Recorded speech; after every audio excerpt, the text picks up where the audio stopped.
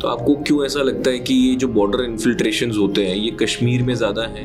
आपके अनुसार डिसिप्लिन क्या होता है और उसे कैसे मेंटेन किया जाता है? रिजर्वेशन पे क्या स्टैंड है आपका?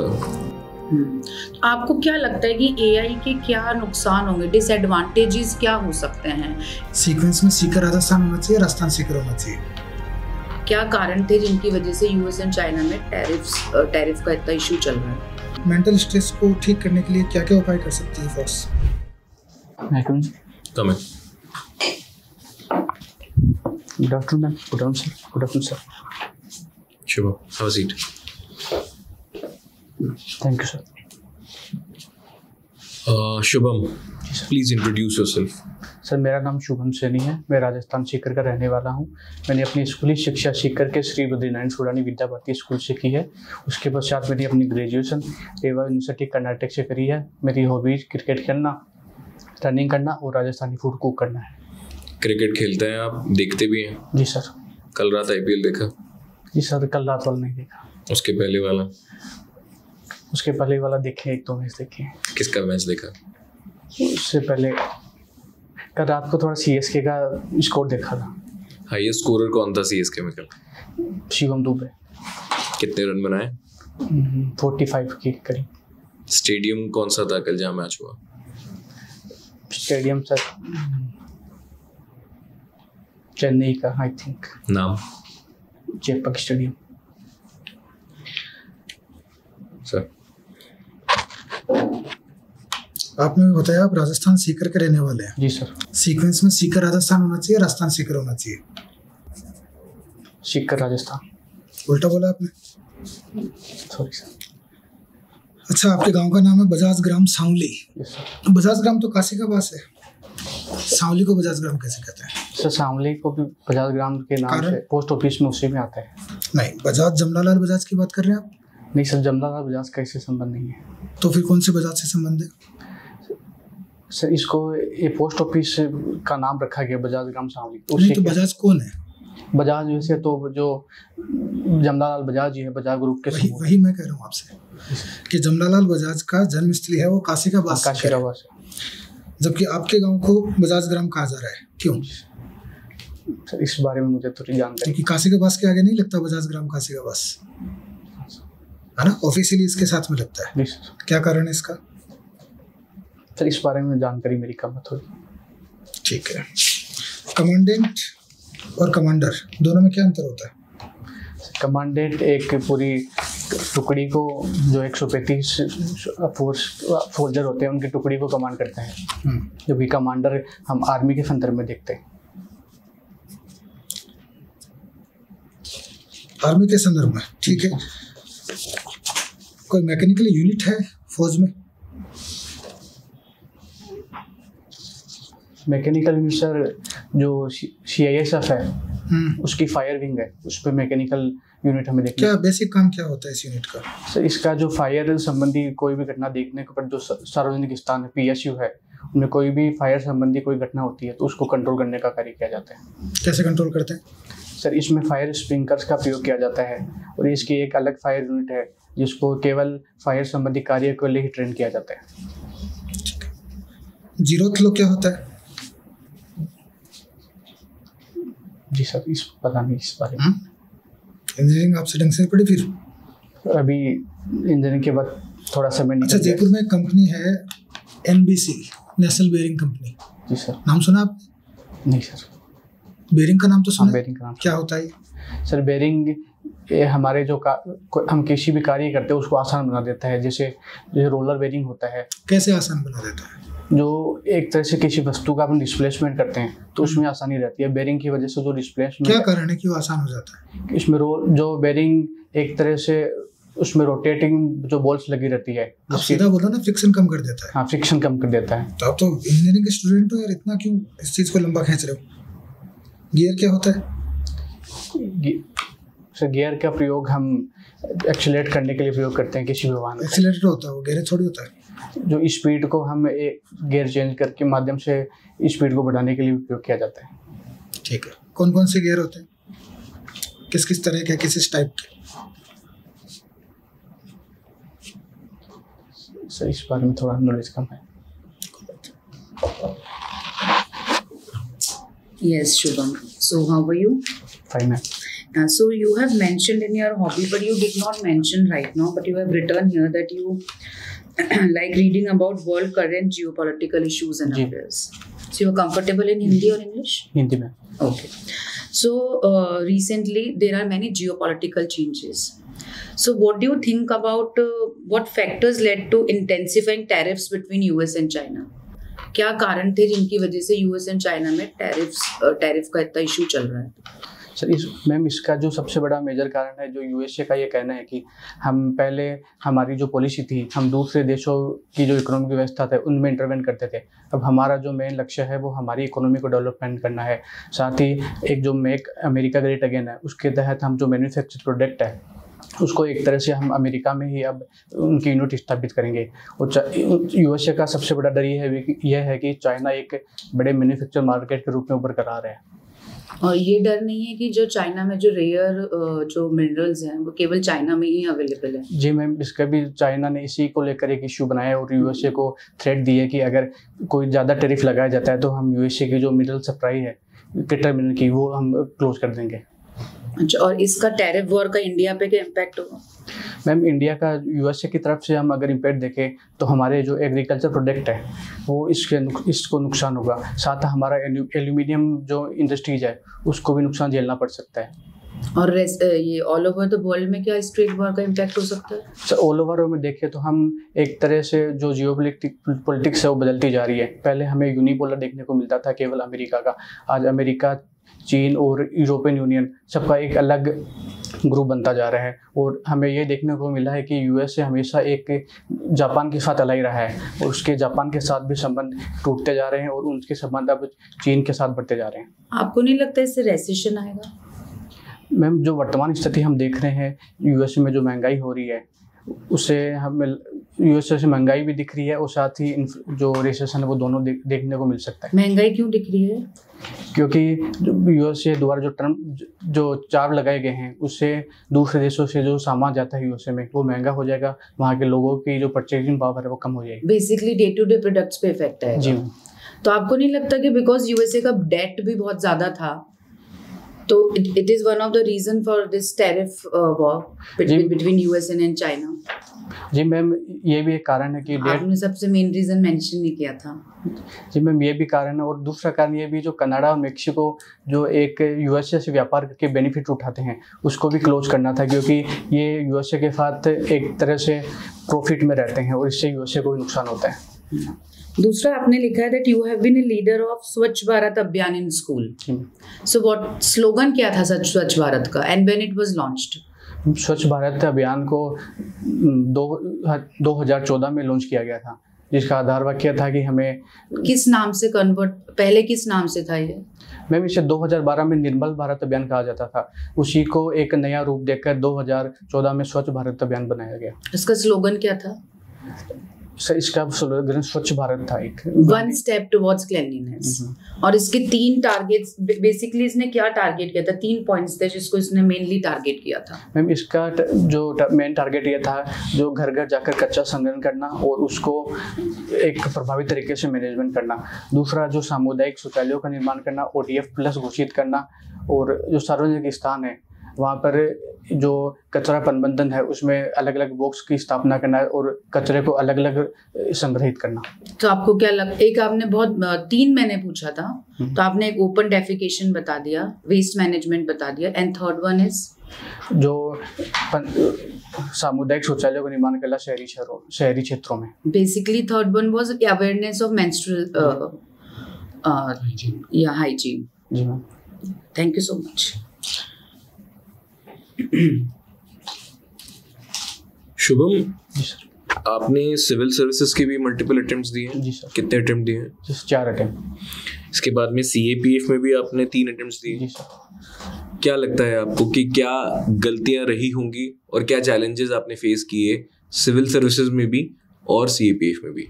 सर सिविल सर्विस और CAPF के शुरुआती दौर में मुझे थोड़ी गाइडेंस की कमी थी, जिसके कारण मैं सिलेबस को भी टाइम पर कवर नहीं कर पाया और शुरू के 2 अटेम्प्ट में मुझे जो GS है उसमें कठिनाई आई और तीसरे अटेम्प्ट में CSAT में मुझे कठिनाई आई। सीसेट में क्यों कठिनाई आई आपको? आप तो इंजीनियरिंग बैकग्राउंड से हैं ना? मैम जो 2023 का सीसेट का पेपर था वो थोड़ा कॉम्प्लिकेट था, उसमें मेरे 2-3 मार्क्स कम रह गए थे। सीसेट तो भी क्वालिफाइंग है।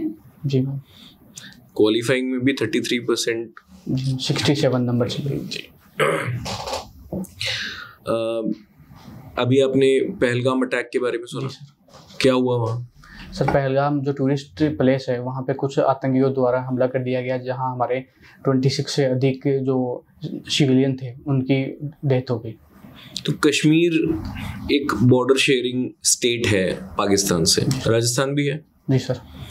कितने डिस्ट्रिक्ट राजस्थान के बॉर्डर शेयर करते हैं पाकिस्तान से? सर राजस्थान के 5 डिस्ट्रिक्ट है, बाड़मेर, जैसलमेर, बीकानेर, गंगानगर और हनुमानगढ़। तो आपको क्यों ऐसा लगता है कि ये जो बॉर्डर इन्फिल्ट्रेशंस होते हैं ये कश्मीर में ज़्यादा है और राजस्थान में, जो कि बॉर्डर इतना बड़ा शेयर भी करता है, वहाँ ये सिक्योरिटी सिचुएशंस उतनी ग्रेव नहीं है?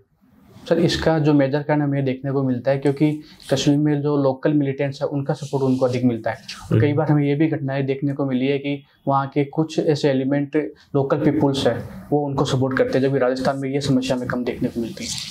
सिर्फ लोकल सपोर्ट ही कारण है? जी सर, लोकल सपोर्ट है और साथ में जो सरकार द्वारा वहाँ डेवलपमेंट गतिविधियाँ की जा रही है, वहाँ एक जो अचानक से चेंज हो रहा है उसका लोगों द्वारा भी विरोध किया जा रहा है, तो एक गुस्सा ये भी देखने को मिल रहा है। तो कुछ टेररिस्ट आउटफिट के नाम बता पाएंगे आप जो भी इस वक्त एक्टिव हैं कश्मीर रीजन में, जो रिस्पॉन्सिबिलिटी भी क्लेम किए हैं इस 22 अप्रैल वाले अटैक की? सर इसकी जो रिस्पॉन्सिबिलिटी है वो जो लश्कर-ए-तैयबा का TRF ग्रुप है उसने ली है। क्या है TRF की फुल फॉर्म? सर इसका जो फुल फॉर्म है टेरर रेजिस्टेंट फ्रंट, ऐसे कुछ नाम है। The resistant front.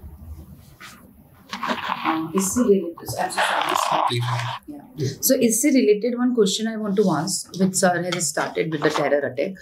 So what was the app which was used by Pakistan? Basically वो हमास ग्रुप के थ्रू अटैक किया है, तो इन्होंने कौन सी ऐप थी जो यूज की है पहलगाम अटैक में? जी मैम इस बारे में मुझे जानकारी नहीं।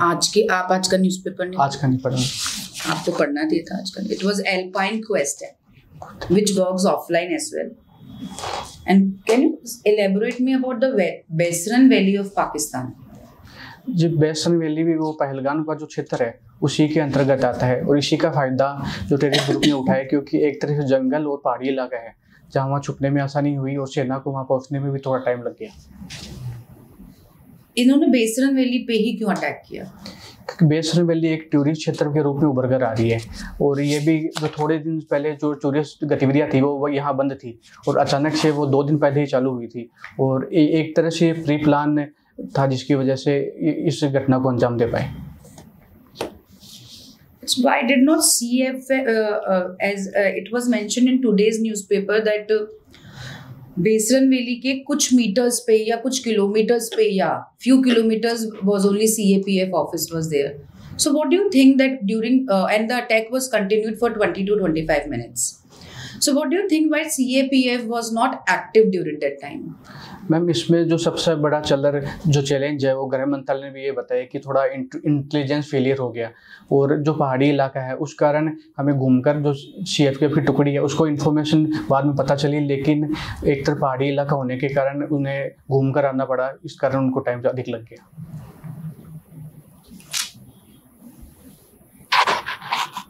आप आर्म फोर्सेज में जा रहे हैं? जी सर। उसके एक मेन चीज़ होती है डिसिप्लिन। जी सर।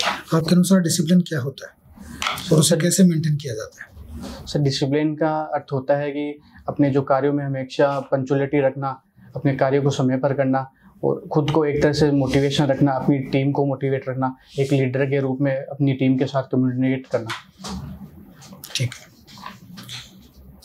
एक ऑफिसर के तौर पर आपने जो कैसे मेंटेन करोगे? मान लो आपका कोई जवान है वो डिसिप्लिन नहीं है, क्या एक्शन लोगे आप उसके अगेंस्ट? सर पहले मैं व्यक्तिगत स्तर पर उसे समझाने का ये प्रयास करूंगा कि फोर्स में रहने का मतलब हमेशा डिसिप्लिन में रहना है, क्योंकि एक व्यक्ति को डिसिप्लिन में देखकर जो अन्य व्यक्ति भी है वो भी उससे प्रभावित होता है। अगर फिर वो नहीं समझेंगे तो हमारे पास और भी अन्य, जैसे अगर कुछ अलग ही उसके द्वारा प्रयास किया जाता है इलीगल। अभी कुछ इंसिडेंट हुए थे पिछले कुछ सालों के अंदर कि जो जवान है वो सेटिस्फाई नहीं है फोर्स द्वारा या फोर्सेस द्वारा जो फैसिलिटीज़ दी जा रही है, जैसे मेस फैसिलिटी है, खाना है, क्लोथिंग है, ठीक है, तो वो लोग सोशल मीडिया के ऊपर रील्स वगैरह बना के बता रहे हैं इन चीज़ों को। ये डिसिप्लिन का मामला, इसको कैसे हैंडल किया जाना चाहिए? सर इसमें हमारे जो बेसिक जो नीड है वो हमें देनी ज़रूरी है, क्योंकि कई बार हम जो प्रशासन के द्वारा भी कुछ ऐसी कमियां रह जाती है जिस पर हम ध्यान नहीं दे पाते हैं, और उनके जो मेंटल स्ट्रेस है वो फोर्स के जवानों पर पड़ता है। इसलिए हमें जो बेसिक नीड है वो बेटर करनी चाहिए। मेंटल स्ट्रेस को ठीक करने के लिए क्या क्या उपाय कर सकती है फोर्स? सर मेंटल स्ट्रेस को ठीक करने के लिए हमारे जो एक रूम पार्टनर और बडी की अवधारणा है, उसमें एक जो रूम पार्टनर होता है वो अच्छी से अपने रूम पार्टनर को समझ पाता है। साथ ही हम जो पीटी करवाते हैं फोर्स में वो डेली होनी चाहिए। जो कल्चर फेस्ट है वो होने चाहिए ताकि उनका जो फिजिकल भी फिट रहे और एक तरह से माइंड डिस्ट्रैक्ट ना हो। ठीक है, आपने फिजिक्स, केमिस्ट्री और बायोलॉजी, जी सर, बायोलॉजी नहीं मैथमेटिक्स, है ना, ये तीनों पढ़े। इन तीनों को बताइए कैसे इंटीग्रेटेड है। आपने आगे इंजीनियरिंग भी की है, जी सर, तो बहुत अच्छे तरीके से आप शायद बता पाओगे इसे। सर फिजिक्स और मैथ्स जो जैसे हम मैथ्स में डिस्टेंस का प्रयोग करने के लिए फॉर्मूलाज का यूज़ करते हैं, उसी प्रकार फिजिक्स में हम जो डिस्प्लेसमेंट और यूनिट जो पावर का यूज़ करते हैं, वो दोनों में कुछ फॉर्मूलाज का प्रयोग किया जाता है। ठीक। शुभम, ये बताइए कि रिजर्वेशन पे क्या स्टैंड है आपका? क्या जिस तरह से आम पुलिस फोर्सेस में या आर्मी में, जहाँ पे हमारी देश की सिक्योरिटी की बात आती है, जहाँ बात आती है कि सॉवरेनिटी की आ रही है, तो इस तरह की जगह पे आप कहाँ हैं रिजर्वेशन को लेके? क्या स्टैंड है आपका कि रिजर्वेशन होना चाहिए इन जगहों पे या नहीं? सर रिजर्वेशन हमें अभी ज़रूरी है क्योंकि हम अभी उतना तरीके से विकसित नहीं हो पाए। आज भी समाज का कुछ तबका है जो इन क्षेत्रों में जाना चाहता है, लेकिन उन्हें फैसिलिटी नहीं मिल पाती है। तो उनके अपलिफ्टमेंट के लिए हमें उनको मौका देने की आवश्यकता है, क्या कि वो इस क्षेत्र में भी आकर अपना योगदान दे सके, अपनी उनकी जो कैपेबिलिटीज़ है उनका प्रदर्शन कर सके। मैं इस पक्ष में। तो उस प्रदर्शन के लिए, उन कैपेबिलिटीज को सामने लाने के लिए, देश को निस्वार्थ भाव से सेवा करने के लिए, क्या मेरिट बेस्ड सिस्टम या मेरिटोक्रेसी, क्या ये पर्याप्त नहीं है? जी सर, मेरिट में हम उन लोगों को तो कवर कर पाएंगे जो उनको एक बेसिक फैसिलिटी मिल पाती है, लेकिन कुछ ऐसे तबके भी हैं जो उनकी एक्सेस उन संसाधनों तक नहीं हो पाती है। अगर हम उन तक संसाधन पहुंचाते हैं तो ट्रेनिंग के दौरान और फोर्स में जाने के बाद भी जो देश के लिए वो भाव पैदा हो सकता है उनमें। आपने अपने डैफ में एक चीज़ और मेंशन की है कि आपको मुंशी प्रेमचंद की किताबें और कविताएं पढ़ना पसंद है। जी सर। नाम बताइए कुछ किताबों का। मुंशी प्रेमचंद की जो एक पहली गोदान है, एक रंगभूमि है, और उनकी नए जीवन की कहानी है जिसमें कहानियों का पूरा एक संग्रह दिया गया है। एक सार बताइए किसी भी एक किताब का जो आपने बहुत अच्छे से पढ़ी हो। सर उनकी जो ईदगाह कहानी है वो मुझे अधिक पसंद आई। बताइए सार उसका क्या था? ईदगाह कहानी की जो मेन सार ये है कि एक जो बालक रहता है उसके बचपन में ही माता पिता का देहांत हो जाता है, तो वो किस प्रकार से जीवन में कठिनाइयों से जीवन जीता है और जो उसका बचपन है पूरी तरह से छिन जाता है। आपने इस कहानी से क्या सीखा? सर इस कहानी से हमें समाज को, पूरी सरकार को ये सीखने को मिलता है कि जो ऐसे बच्चे हैं जिनके माता पिता का जल्दी देहांत हो जाता है, उनके लिए सरकार को प्रयास करनी चाहिए। समाज की जिम्मेदारी है कि हम उनके प्रोटेक्शन के लिए, उनकी सुरक्षा के लिए आवश्यक कदम उठाएं। चलिए, एक सिचुएशन है, मैं आपको बोलूँगा कि आप 6 लोगों का चयन करें जिनको आपको आपके सिलेक्शन के बाद में डिनर पे ले जाना है। कौन होंगे वो 6 लोग? सर 6 लोगों में पहले मेरे पापा रहेंगे, दूसरी मेरी माता श्री, और मेरे दादाजी, मेरी दादी जी, मेरे अंकल और मेरे भाई। अब इन 6 लोगों में आप अपने परिवार से बाहर नहीं आ पाए, तो मैं कह सकता हूँ कि आप परिवारवादी हैं। नहीं सर, परिवार की बात, आपके सक्सेस में आपके परिवार के अलावा किसी और का कंट्रीब्यूशन नहीं रहा। आपके एक भी टीचर का नाम आपने नहीं लिया।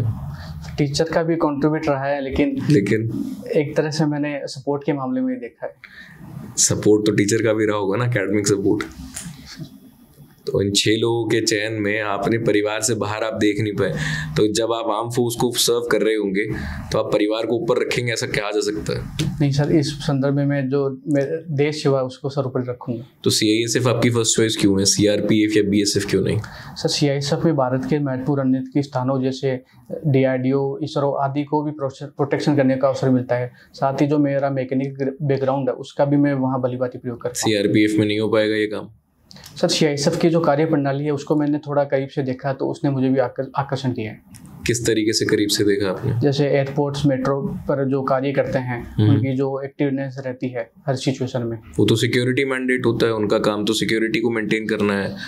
आप से मैं ये जानना चाहता हूँ कि जैसे आपने CISF जो आपने प्रेफरेंस दी है, तो ये कंफर्टेबल जॉब मानी जाती है एक बाकी की अपेक्षा ITBP, BSF, CRPF में। तो कहीं ना कहीं आपको एक कंफर्टेबल जॉब चाहिए या आप इस देश को सर्व करना चाहते हैं, आप इस देश के लिए इस सेवा भाव से आप इस फोर्सेस में आना चाहते हैं? सर इसमें मेरा मेन उद्देश्य सेवा भाव का ही है, क्योंकि इसके जो टेक्निकल कार्य है उन्होंने मुझे प्रभावित किया है, क्योंकि मैं मेरी जो टेक्निकल क्वालिफिकेशन है उनका यहाँ प्रयोग कर पाऊंगा, इसलिए मैंने CISF को कर। तो आप मुझे बस ये जस्टिफाई कर दीजिए कि CRPF में वो टेक्निकल कार्य नहीं हो पाएंगे? सर CRPF में टेक्निकल कार्य रहता है, लेकिन इसमें थोड़ा जो वर्क है वो ज़्यादा देखने को मिलता है। इस वक्त सबसे बड़ी सिक्योरिटी चैलेंज इस देश में कहाँ पे है, किस स्टेट में है? स्टेट वाइज हम नॉर्थ ईस्ट के जो जितने भी स्टेट हैं वहाँ में सिक्योरिटी चैलेंज ज़्यादा देखने को मिलते हैं। ज़्यादा है? कश्मीर से भी ज़्यादा है? सर कश्मीर में हमने जो एक्सटर्नल थ्रेट है वो हमें देखने को मिलता है, जबकि नॉर्थ ईस्ट में एक्सटर्नल और इंटरनल दोनों है, क्योंकि बांग्लादेश से जो रोहिंग्या प्रवेश करते हैं, साथ ही जो मैती कुकीज़ के बीच में विवाद रहता है, वह हमें दोनों तरफ से विवाद देखने को मिलता है। कौन सी सिक्योरिटी फोर्सेस सर्व कर रही है इस वक्त नॉर्थ ईस्ट में? नॉर्थ ईस्ट में इस टाइम पर BSF जो बांग्लादेश बॉर्डर पर सिक्योरिटी दे रही है, और असम राइफल जो म्यांमार बॉर्डर पर सिक्योरिटी दे रही है, साथ ही CRPF द्वारा भी अपनी गतिविधियां वहाँ की जाती है। CISF तो है नहीं वहाँ पे? सर CISF वहाँ के जो महत्वपूर्ण एयरपोर्ट्स है, मेट्रो, उनको भी सिक्योरिटी दे रही है। जो मैंने आपने जो 3 नाम लिए उसमें आपका CISF तो नाम आया नहीं। तो जहाँ पे सबसे ग्रेव सिचुएशन है आपके अकॉर्डिंग, वहाँ पे आप ही की चॉइस रिफ्लेक्ट नहीं हो पाई? सर मैंने थ्रेट के हिसाब से थोड़ा उसे एनालिसिस कर लिया।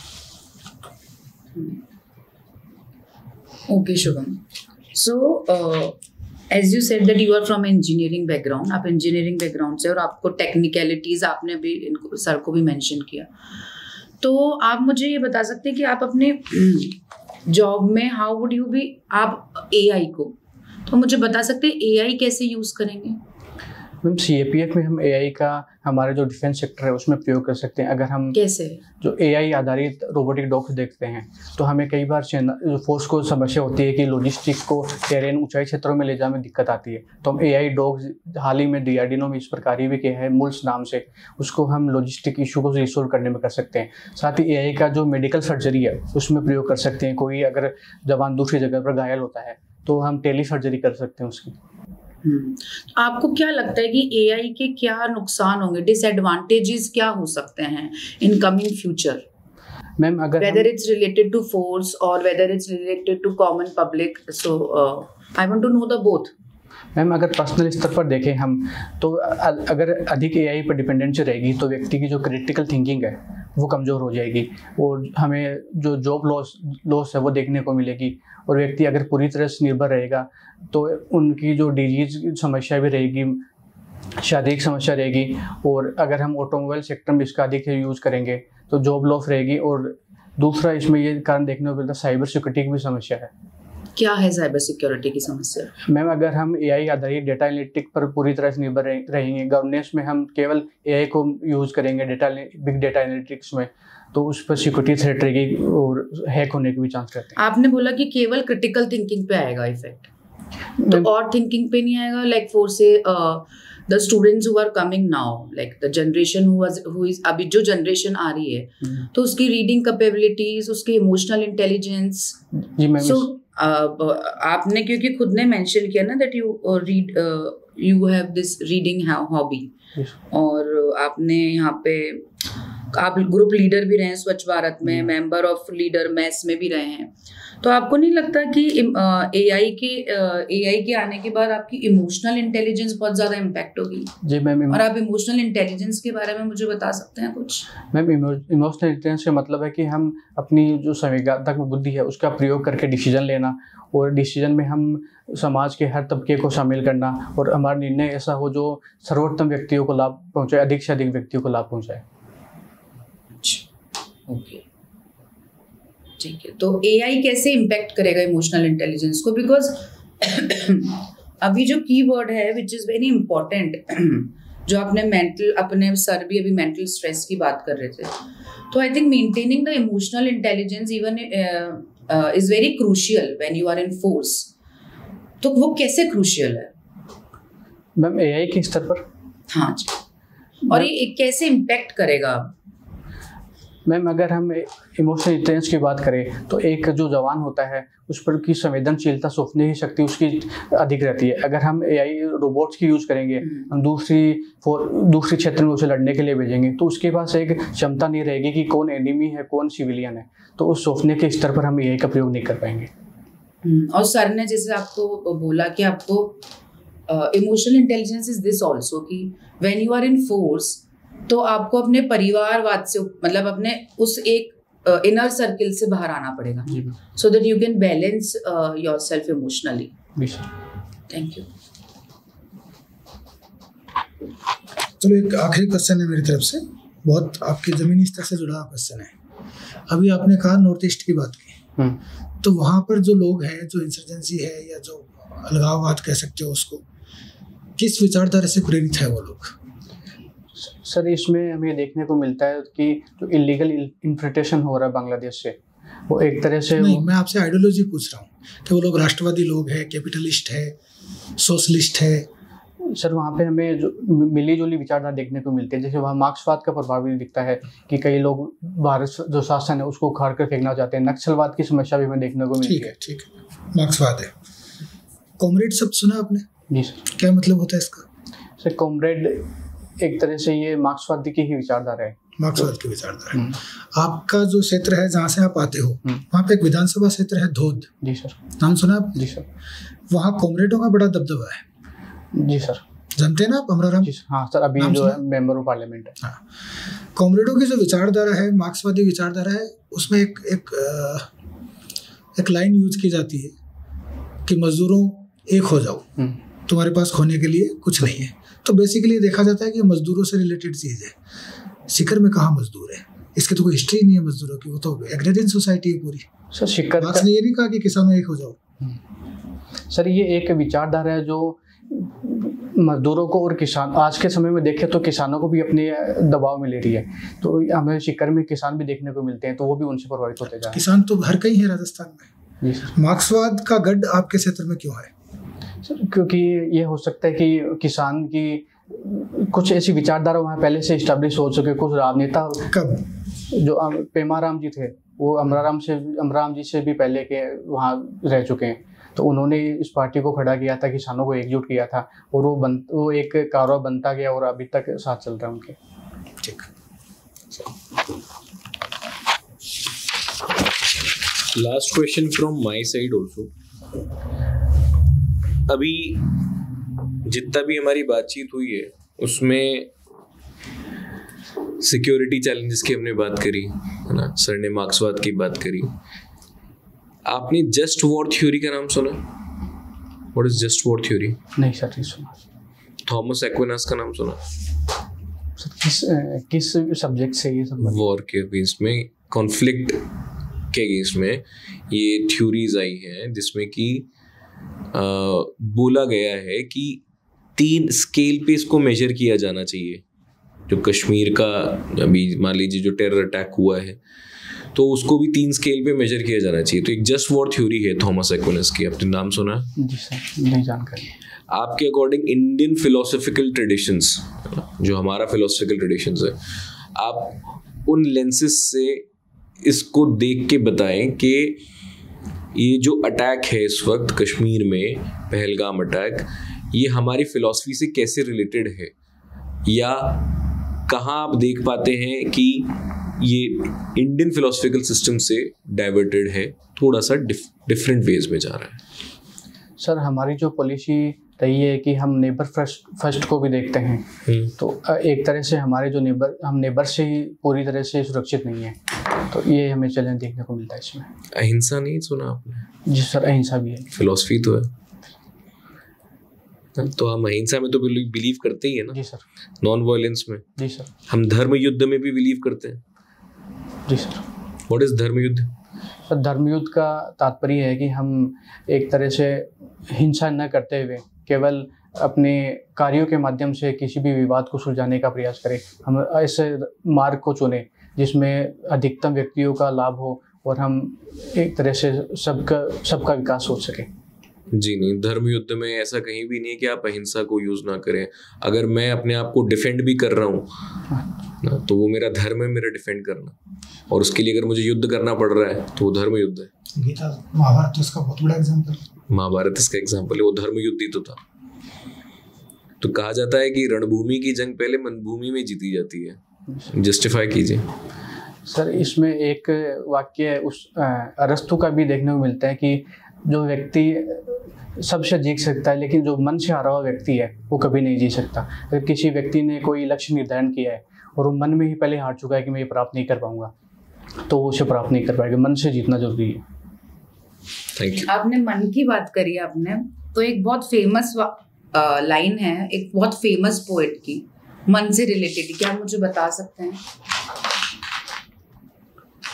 क्योंकि आपने बिकॉज मुंशी प्रेमचंद जी भी तो आई थिंक आपको पढ़ने का और शौक है, तो आप मुझे बता सकते हैं? मैं मन के एक जो कि एक बहुत फेमस सेलिब्रिटी भी हैं, जो काफी यूज करते भी हैं, उनके ही फादर का कहा हुआ है। हरिवंश राय बच्चन। बिल्कुल। मधुशाला सर।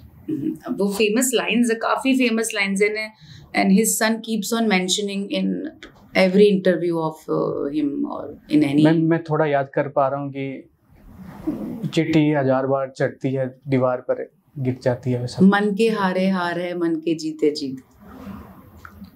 ठीक है। अच्छा शुभम, एक another last question from my side कि you worked as a product group manager. He only no it's a slot 2 I think. Okay, so sorry. ठीक है। Thank you so much Shubham. That's it from my side. Shubham, reviews की बात कर लेते हैं।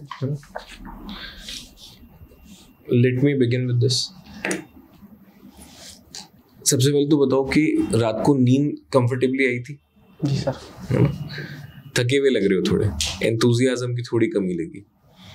ये पहला मॉक था या घबराहट थी, क्या कारण था ये आप ज़्यादा अच्छा बता पाएंगे, पर थोड़ा सा ऐसा लगा कि आज थोड़ा डल सा महसूस हुआ। आप आए, फर्स्ट स्लॉट में आपका इंटरव्यू है, थोड़ा सा आप डल लगे, है ना? तो आंखों में भी वो चमक महसूस नहीं हो रही है। तो आंखें तो मेरी ऐसे लाल रहती है हमेशा। नहीं, मैंने लाल की बात नहीं करी, मैंने चमक की बात करी। आप थोड़ा सा ना एनर्जेटिक और रहेंगे तो अच्छा रहेगा। नेक्स्ट, शूज़ जो हैं थोड़े से फॉर्मल रखेंगे हम ना, ये थोड़ा सा इनफॉर्मल नेचर का रहता है। हाँ, इंटरव्यू नहीं, आप ऐसे ये साइड वाला जो लेसेस है ना, ये थोड़ा सा फैंसी सा लग रहा है। हम इसको बिल्कुल सिंपल रख सकते हैं, डजेंट मैटर कि वो लेस्ड हो अनलेस्ड हो, वो इशू नहीं, थोड़ा सा फॉर्मल रखेंगे। White socks goes with your shirt also, एक फॉर्मल अटायर रहता है। कोट पहनना जरूरी? नॉट नेसेसरी, बिल्कुल भी ज़रूरी नहीं है कोट पहनना। आप जिस अटायर में है बहुत डिसेंट अटायर है, बहुत अच्छा लग रहा है। बियर्ड के लिए मैं ज़रूर बोलूँगा थोड़ा सा, हाँ आप क्लीन करके जाएंगे तो आपके चेहरे की जो मासूमियत है वो और उभर के आएगी। अभी थोड़ा सा ऐसा लग रहा है कि आप कश्मीर ही जा रहे हो सीधा, है ना। 2-3 चीज़ें, जैसे मैम को जब आप एड्रेस कर रहे थे कई बार आपने सर बोल दिया, फ्लो में ना वो स्लिप ऑफ टंग होता है, पर थोड़ा सा कॉशियस रह के बोलोगे तो गलती नहीं होगी। एक जगह आपने पीपल बोला, पीपल, ठीक है, आपने बोला, जब सर ने आपको बोला कि डिसिप्लिन कैसे करोगे आप अपने यूनिट में किसी भी जो आपका सबऑर्डिनेट है, तो आपने बोला कि सर वो इलीगल कुछ करेगा तो, है ना, तो the word appropriate word is not illegal, unauthorised. Illegal करेगा तो उसकी सज़ा तो हो ही जाएगी। आपको उसको डिसिप्लिन करना है, कुछ भी डिसिप्लिन एक्शन लेना उसके अगेंस्ट में, तो थोड़ा सा मोडस ऑपरेंडी को भी जानो कि फोर्सेस कैसे काम करती हैं।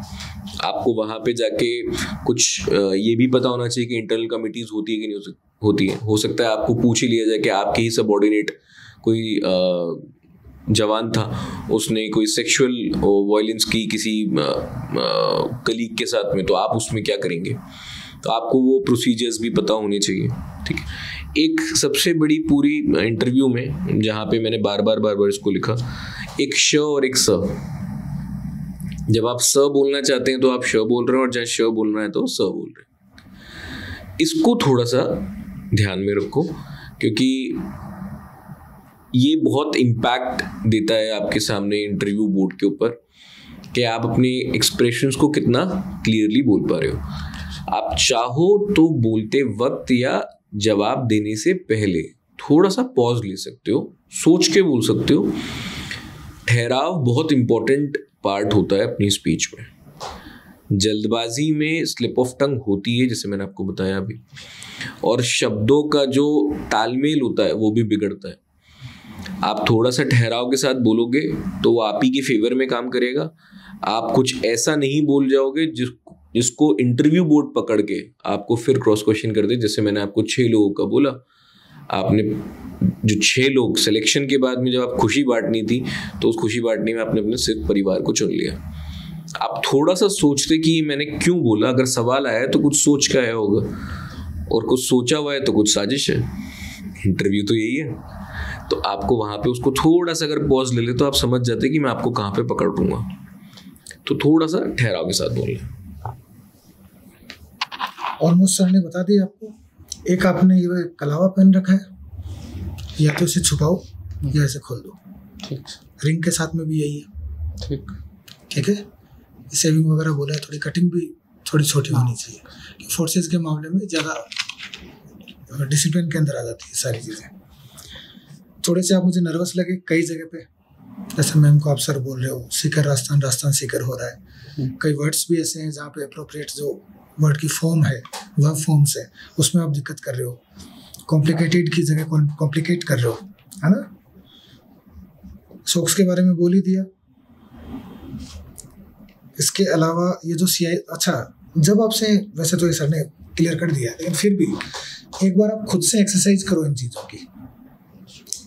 इंटरव्यू के जो क्वेश्चंस होते हैं जनरली ऑलमोस्ट सेम से क्वेश्चंस होते हैं। क्वेश्चन डिफर वहाँ करता है जहाँ आप गुंजाइश देते हो सामने वाले को। अगर क्वेश्चन में से निकल के कोई क्वेश्चन आ रहा है, जो सप्लीमेंट्री क्वेश्चन आ रहा है, वो थोड़ा सा डिफर कर सकता है। तो एक बार इसकी प्रैक्टिस आप खुद करो कि ये सवाल क्यों पूछे जा रहे हैं। आप 2-3 जगह पकड़े गए, फैमिली वाले क्वेश्चन में पकड़े गए, CISF वाले में पकड़े गए कि आप कंफर्ट जोन से बाहर नहीं निकलना चाहते। ठीक है। तो ये चीज़ें, पहली बात तो आपको झूठा साबित कर रही है। कम से कम एक झूठा आदमी तो नहीं चाहिए, है ना। ठीक है। All the best sir. एक मैकेनिकल इंजीनियरिंग में तैयार करना पड़ेगा पूरा? बिल्कुल। आपकी डिग्री आपने पढ़ा है, वो 4 साल किया क्या आपने? सर वो कोविड में थोड़ा एक्सक्यूज इंटरव्यू बोर्ड में नहीं दे सकते हैं। एक जो मुझे शुभम सबसे, बिकॉज आपने अपनी हॉबी में ये मेंशन किया है that you like reading about the geopolitical issues. So when you are mentioning something really big like this geopolitical issues, so you should be really precise and you should have a in depth knowledge की geopolitics, क्योंकि अभी तो geopolitics ही govern कर रहा है आपके international relations हो। In fact उसका इम्पैक्ट आपके नेशनल उस पर भी आता ही है, डोमेस्टिक उसमें। तो मेरे को वहाँ पे थोड़ा सा आपको, मेरे को इन डेप्थ नॉलेज नहीं लगी और आप प्रिसाइज नहीं लगे। इस बिकॉज हमने बहुत ही मेजर इश्यूज रेज किए like tariff war and terrorist attack, पर अब बहुत ज़्यादा प्रिसाइज नहीं लगे मेरे को, स्पेशली व्हेन इट जब टैरिफ वॉर की बात हुई कि मेन रीजंस क्या थे। तो सबसे इम्पोर्टेंट रीजन ही आपने, तो आपको वो प्रायोरिटी बेस्ड रखना पड़ेगा कि सबसे इम्पोर्टेंट क्या है, why US was raising so much of tariff against China.